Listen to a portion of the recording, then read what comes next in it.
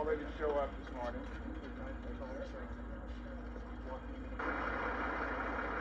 12 minutes till 7 this morning. Our cameras were behind the building when his car pulled up.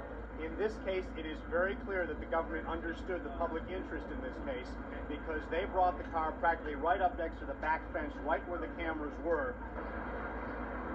He was helped out of the car by a federal marshal, Mr. Lay, there with his hands handcuffed behind him. Mr. Lay, you have anything to say, sir? A little later today, I'll help. He entered through the back door in handcuffs. He said at that time to the media gathered that he would have something to say later today. So far, what we have heard from Ken Lay came through a spokeswoman last night, and in that statement, Ken Lay said, "I have done nothing wrong, and the indictment is not justified." He has insisted all along that he is to blame for not knowing about what was happening at Enron, but says he never did anything criminally wrong. It is clear the grand jury disagreed. So that is what's happening here in downtown Houston at this hour. Reporting live, Carolyn Mungo, back to you.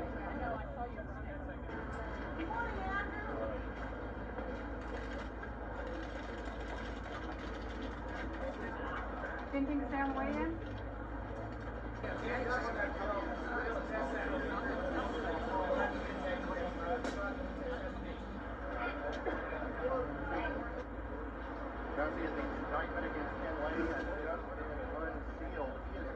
The indictment was unsealed just moments ago here at the Fed Courthouse in Houston. It is a 53-count indictment against Ken Lay, former accounting officer Richard Causey, and former CEO Jeff Skilling. The three are alleged to have been engaged in a wide-ranging scheme, according to the indictment. The indictments include wire fraud, securities fraud, bank fraud, and making false statements to banks. This is an indictment that is 2.5 years in the making. Now, Ken Lay's lawyers will say it has taken a long time because there isn't a very good case against them.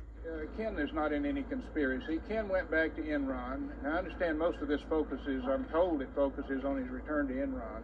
He didn't have any idea the depth of the problems until probably after we were into bankruptcy. With the benefit of hindsight, other things should have been done, but I think that we've got a classic case here, betrayal of trust. Andy and his group were not telling the boss that they were stealing from Enron. I mean, that's as obvious as can be. But so far as Ken's participation in any of that is concerned, listen, Enron was his creation. He nurtured it like a child, and the death of Enron was like the death of a child to him. Okay, thank you so much, and we'll be back in session as soon as we can get through with the court proceedings. Thank you. Okay, good afternoon. With today's arrest of Ken Lay, the top echelon at Enron has now been called to account for their crimes. Lay is the 31st defendant to be charged as part of the work of the Enron task force. The Enron case is exceedingly complex. Some have likened it to calculus, whereas other accounting fraud cases are algebra. Lay is charged in 11 counts, 4 counts of securities fraud, 2 counts of wire fraud, 1 count of bank fraud, 3 counts of making false statements to banks, and 1 overarching conspiracy to commit securities and wire fraud, along with Jeff Skilling and Rick Causey.